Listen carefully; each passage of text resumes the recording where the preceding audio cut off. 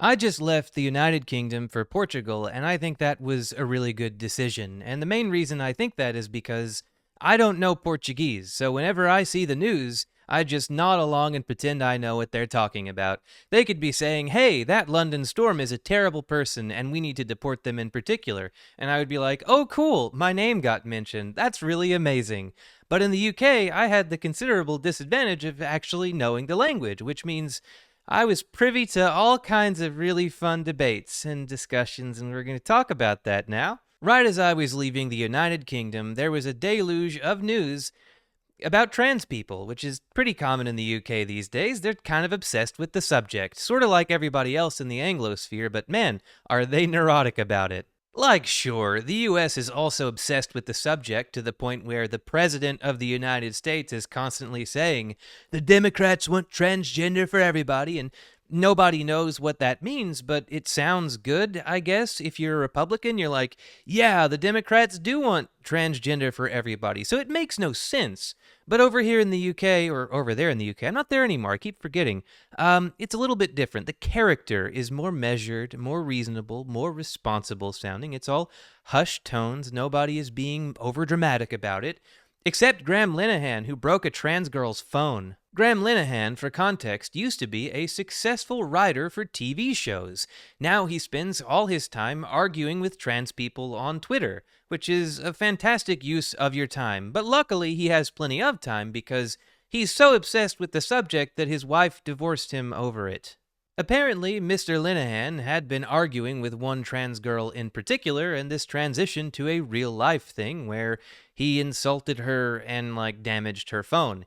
He was charged with harassment and damaging the phone, but of course, he got off on the harassment charge and just has to pay for the phone. The UK media, being what it is, was furious. They stood up in defiance and shouted, "We respect the rights of every person," named Graham Linehan in particular. They didn't care that he had harassed a trans girl and damaged her phone. They acted like he was the victim. This is a 50-something-year-old man we're talking about here. This is not a child. And the person he was against was a child. Now imagine, if you would. Let's do a small thought experiment here. What if the situation had been exactly the opposite? What if a trans activist had damaged the phone of somebody they'd been harassing online for quite a while? How would the press react to that? Well, presumably that much worse, since they're already treating Graham Linehan like he did nothing wrong. And I mean, that's just the most recent story. It's not like that story stands out that much from any of the others happening in that hell country. It's a very common scenario these days where something happens to a trans person and the media says, wow, why was the trans person in proximity to another person to be harassed? What's up with that? The situation for trans people in the UK has changed so dramatically in just 8 years. 8 years ago, Theresa May was running the country. She was a conservative politician. She supported pro-trans laws. She advocated on behalf of trans people. And that's unthinkable today. I mean, the Labour Party isn't, the Lib Dems aren't, definitely Reform aren't. Almost nobody is. In fact, the only party leader that's actually stood up consistently for trans people is Zach Polonsky of the Green Party.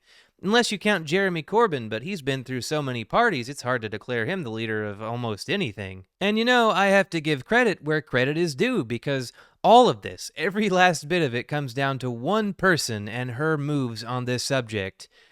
J.K. Rowling, of course. It may seem hard to believe now, but at one point the main thing people made fun of J.K. Rowling for was retconning all of her characters to be gay.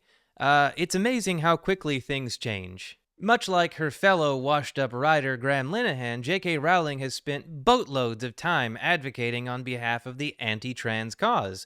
And, worse still, she's also donated millions of dollars to organizations dedicated to stamping out trans rights.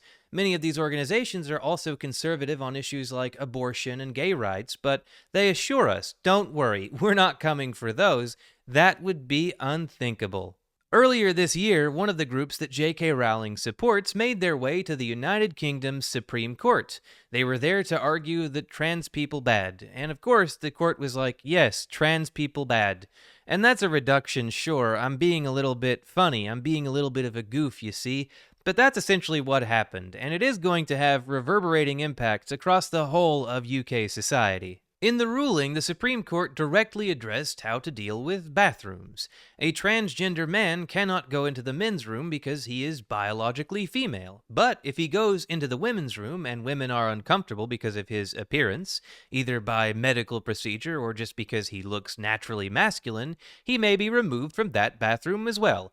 So essentially, it's not even really sex-based segregation, it's more like looks-based segregation. And the UK government has somewhat struggled with issuing guidance on how to deal with these things. One thing they said recently was that there is no reliable form of identification that can determine someone's sex at birth.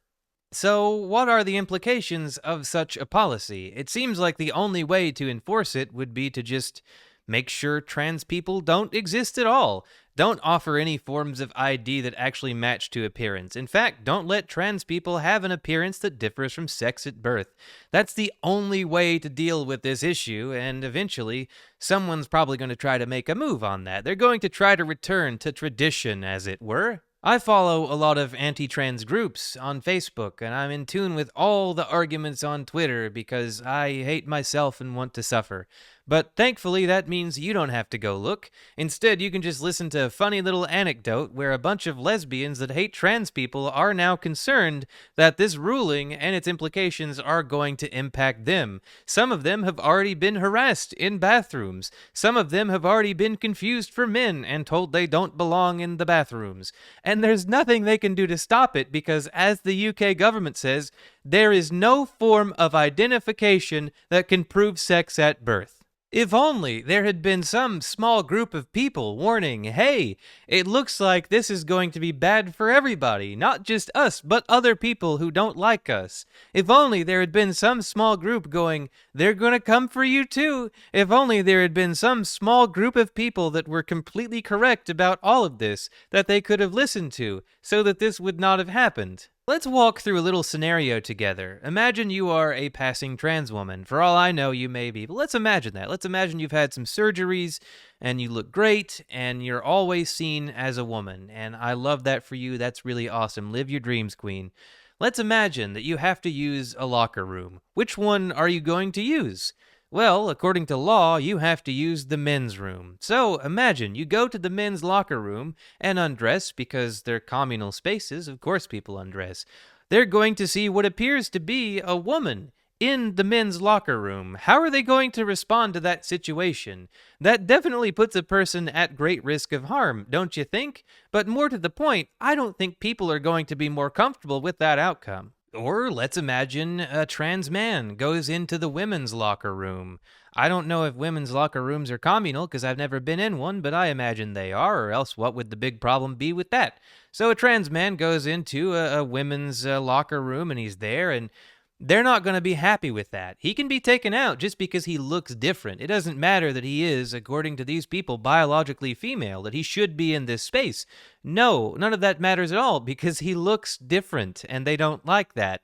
That's a dangerous road to go down, don't you think? You know, these days, I really don't like being the jerk. I am friendly, I am happy, I like being everyone's friend. But I guess I have to be the jerk because sometimes that's the only way to get a point through. I've looked at a lot of these anti-trans women, regardless of sexual orientation or anything else, and a lot of them just straight up look like men already.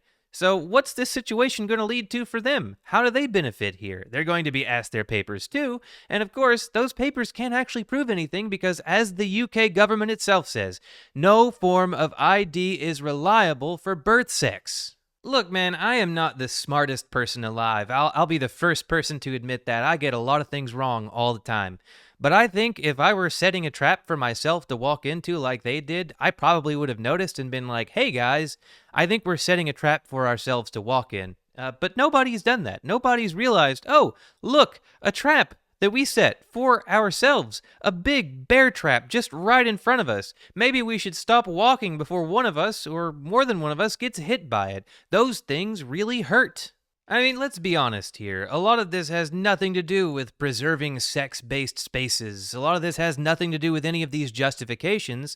It's just disgust for trans people and what trans people represent. This kind of nonconformity that challenges the expectations of society writ large. People find that threatening. When people have to think about gender, they don't like it very much. They think trans people are icky and weird and look strange, and that's all they need to know. But I have to say, I don't think those things are a reason to exclude a group of people. If I meet a group of people I think are weird looking and strange and just bizarre people, I'm not going to be like, hey, I think all of those people should just like fuck off forever. You know why I'm not going to do that? Because they're still people. And that's really what's being forgotten in all of this, that trans people are real people, and by cracking down on trans rights constantly like this, you're doing something very dangerous. You're making a group into an outgroup, into an other. And why does that have to be the case? Should trans people have the right to live their lives the way they choose? Why, yes, I certainly think so, and that also includes some rights that may make you a little bit uncomfortable. It may be a thing that you have to deal with, but in order for society to keep functioning, the social contract has to work for trans people as much as it does for cis people. I'm talking about something much greater philosophically than just trans people. I'm talking about how a society includes people that are different, how a society includes people it doesn't understand. It's not enough to say, I think trans people should be allowed to exist, because that doesn't actually say much. That doesn't actually say what rights you think a trans person should or shouldn't have. A lot of people will say, why, yes, I think trans people should exist. They should just stay out of every space in public, which is not exactly the best way to say, I accept you as a person. During the very contentious gay marriage debates in America, which raged on for a very long time and made a lot of enemies for me personally because I come from a very conservative place, there was one particular argument that always annoyed the hell out of me. I would always say, why shouldn't gay people have the same rights to marriage that straight people have? And they would say, well, gay people do have the same rights to marriage that straight people have. A gay person can marry a person of the opposite sex. And that's just not what I mean. That's not inclusion. That's a misdirect. That's a reader. That has nothing to do with the subject at hand. And this is the form a lot of this so-called trans debate takes. It's a hand wave. It's a way of saying, I don't really want to talk about this. Trans people do exist, and they do have rights, the same rights as everybody else of their birth sex, which isn't enough, because trans people are not exactly the same as their birth sex anymore. And the Supreme Court has recognized that too by saying trans women can be excluded from men's spaces and trans men from women's spaces based on their looks alone. The Supreme Court has already said you, trans person, are now effectively a second-class citizen. And nobody's doing anything about it. Nobody cares. Nobody understands because it's not their problem. There are so few trans people in the world, and especially in the UK, that nobody gets it. Nobody understands what exactly the implications are. They hear all this terrible news about these awful, evil trans people, and they've never even met one. They have these terrible opinions about trans people that are just from some, like, Daily Mail story about how trans people bad. Anyway, that's enough about this subject. Thanks for watching. Thanks for being here. I can't talk about this anymore. I just got out of the UK to escape this kind of thing, but good luck to everybody dealing with it in my place now.